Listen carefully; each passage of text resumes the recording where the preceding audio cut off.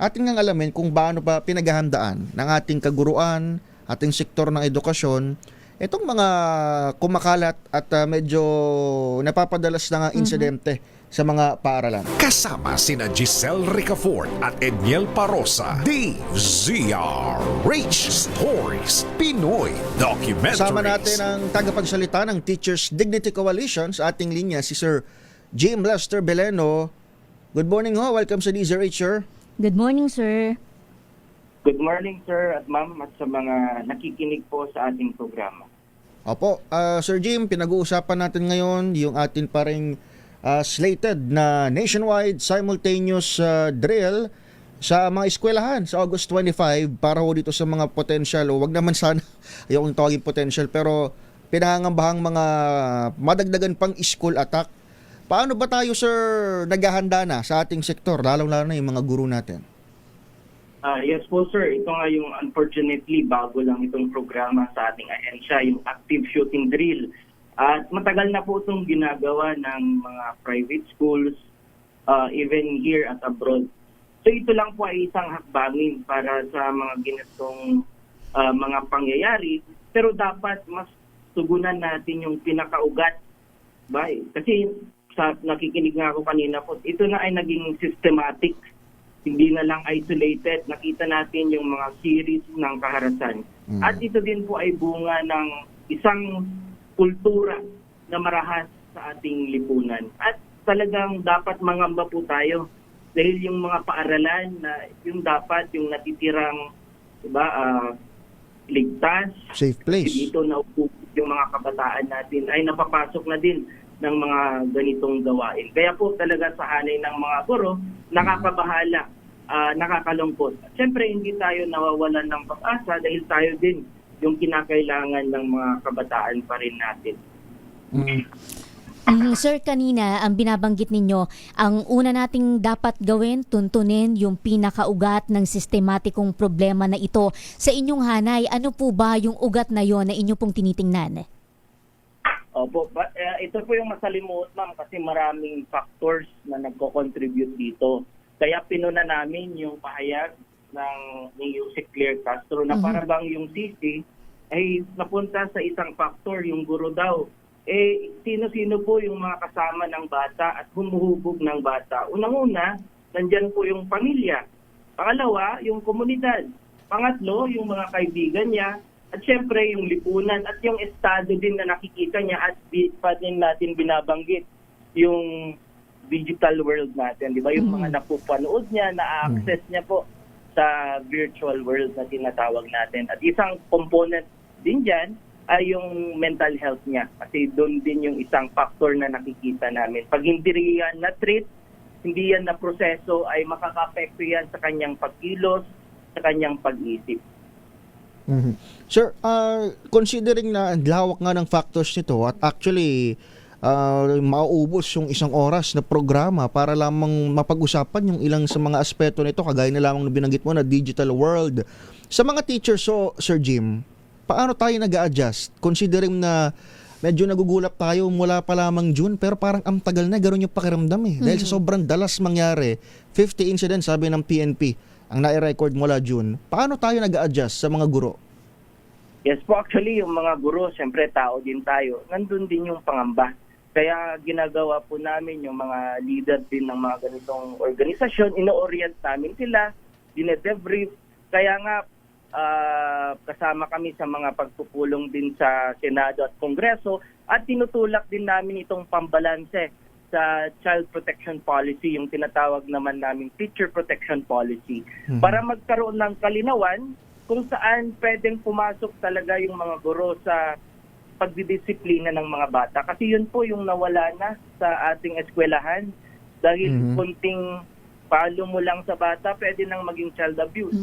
Pwedeng pag sinabihan mo lang ng bata, kumbaga na tamad, mga ganon, yung parang kwan na daw sa kanilang dignidad. So dapat yun yung gusto din naming linawin, na saan pwedeng pumasok pa yung mga guro para bumalik yung pagdidisiplina ng ating mga kabataan. At dapat katuwang po dyan yung mga magulang kasi mamature yung mga, nung nangyayari lalo na sa pampublikong paaralan natin, ay parang ibinigay na lang yung full responsibility sa mga guro na hindi po dapat. So dapat yung education po ay sama-sama ang mga stakeholders.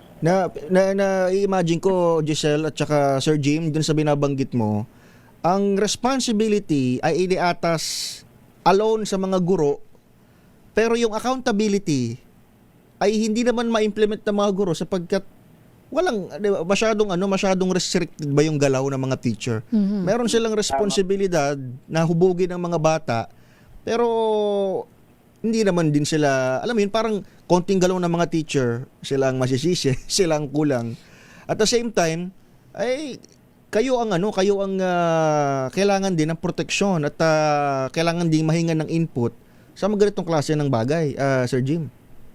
Yes po, at ito dapat din yung makita po ng ating estado, lalo na ng Malacanang, na dapat tignan muna yung karanasan ng bawat eskwelahan. Yung isang teacher po, halimbawa, 6 yung kanyang hawak na section, at ilan ba yung mga estudyante sa bawat section? Oo, no?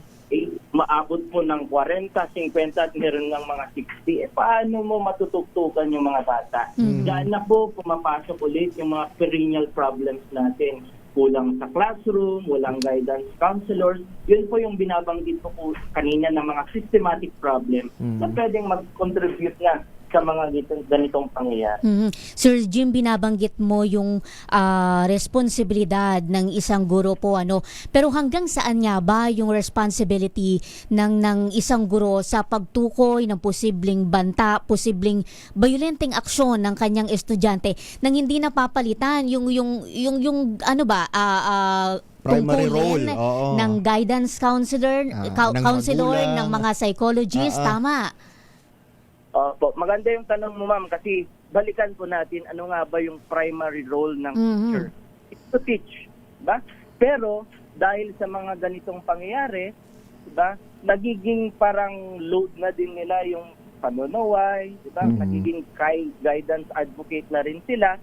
Imbes sana na magturo lang, mag-assess sa mga bata, ay ganito na din po yung parang sabihin na nating service din ng mga teacher. Kaya nananawagan din po kami sa estado, lalo na sa aming ahensya, na itong mga guidance counselors talagang dapat mag-hire na. At yung i-review yung polisiya tungkol sa ating mga security personnel. Kasi halos po yung mga security na nasa paaralan ay mga utility yung item.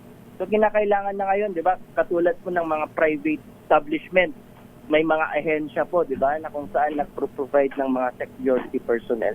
Baka timely na po na ganito din yung i-review ng ating ahensya.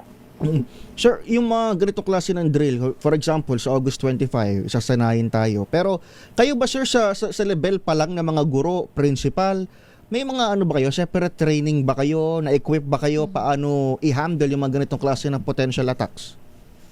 Sa totoo lang, sir, wala pang sabihin nating formal na orientation na galing sa ahensya mismo. At syempre, sir, yung mga guro ngayon, kahit wala pang ganun ng formal orientation, ay sa sariling pagre-research nila, panunood nila, ay syempre naghahanda na, nag-anticipate na din po kami sa mga posibleng mangyari.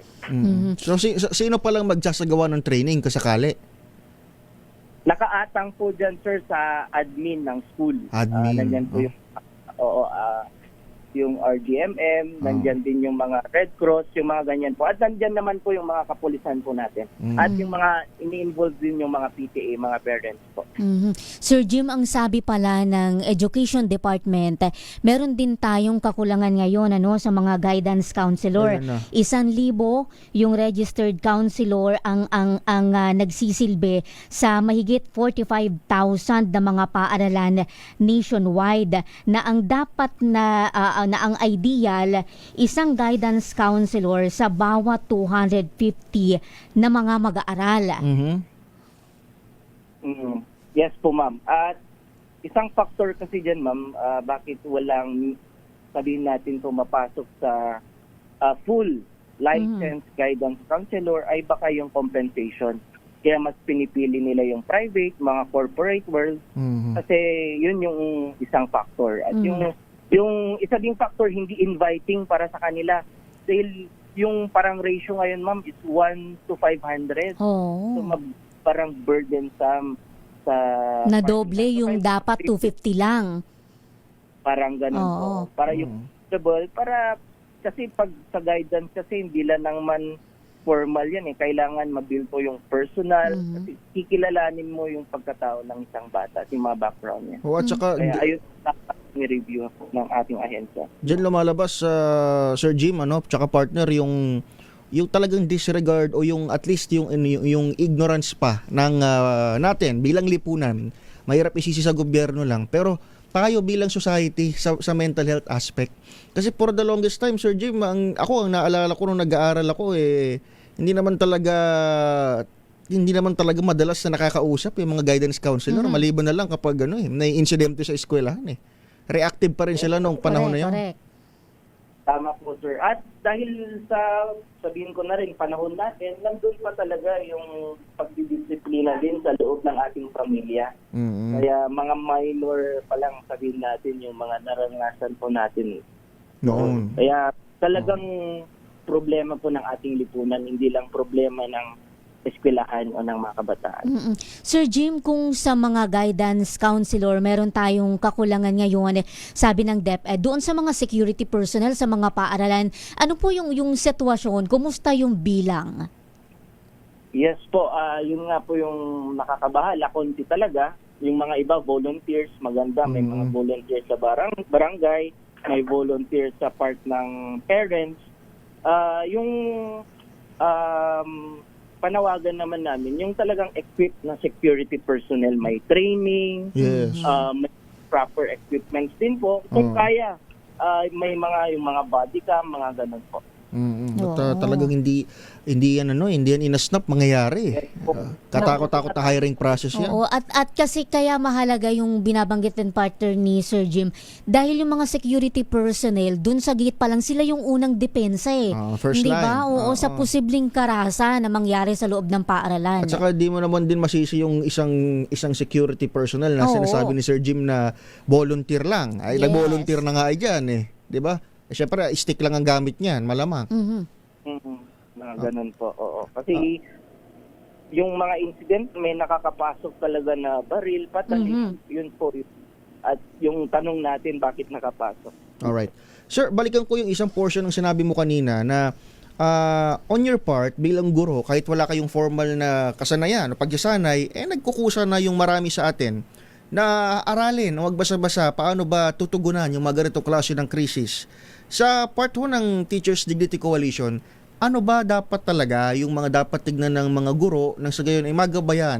Sabi na natin maging pseudo guidance counselor at pseudo security personnel sa mga paaralan, sir. Yes po, sir. Actually, nakikipag-ugnayan kami ngayon sa mga experts, sabihin natin, kasi may kailangan din natin ng mga proper diagnosis kung merong early signs na nabubuli yung bata, mga sabihin nating unruly behavior, ay dapat ma-intervene na natin kagad para hindi na lumala yung sitwasyon. Kaya yun din po yung sa limited na magagawa ng guro, dapat yun din yung nakikita, i-coordinate sa mga proper agencies ng family para matugunan na po kaagad sa level pa lang na ganun. Kasi yun naman yung lumalabas po sa mga pagsusuri, mga research na victim ng bullying, lumala, kaya nagre-resulta ng mga unruly behavior po. Sir Jim, ganito na 2 beses na in less than 2 months yung nangyari na school shooting mula nung Hunyo, Zamboanga, Tacloban. Ano sir yung dapat matutunan ng Department of Education sa fatal na incident na ito? Yes po, yun nga, hindi na lang po isolated ito. At to take note po sa Ateneo de Zamboanga, it's a private university, prestigious university, sabihin na natin, na-assume natin na meron na silang yung mga security personnel at mga kagamitan. Pero meron pa rin ganong nangyari. So ito po ay wake-up call sa gobyerno, sa lahat po ng sektor at sa lahat po ng mga kabataan. Na ganito ba yung gusto nating tatahakin ang ating nasyon? Kasi yung mga kabataan pa rin natin, kahit anong mangyari po ang susunod, sabi nga ng mapag-asa ng bayan. Kaya tulong-tulong po tayo na pagsikapan ito. Sabi nga namin sa TDC, it is a whole society approach. Wala pong mga simpleng pulisiya o isang hakbangin lang ang pwedeng makapagresolba nito. At kinikilala din namin na hindi lang kaya ng mga guro nito. Kaya kailangan po ng tulong ng bawat isa, i-review lahat ng mga pulisiya, yun nga, bigyan ng pundo ang DepEd para makapag-acquire ng mga ganitong kagamitan at mga personnel po. Alright. Sir Jim, on that note, kami huwag nakikiisa ho sa inyo at syempre abangan namin kung paano ho ang pag-asanay natin sa August 25. Thank you, sir. Salamat, sir. Thank you Happy po, sir. Sunday. Kasama dito kayo sa hakbangin na mga tagapagpahayag ng mga nakakatulong ng mga impormasyon. Ang tagapagsalita ng Teachers Dignity Coalition, si Sir Jim Lester Pileno. DZR.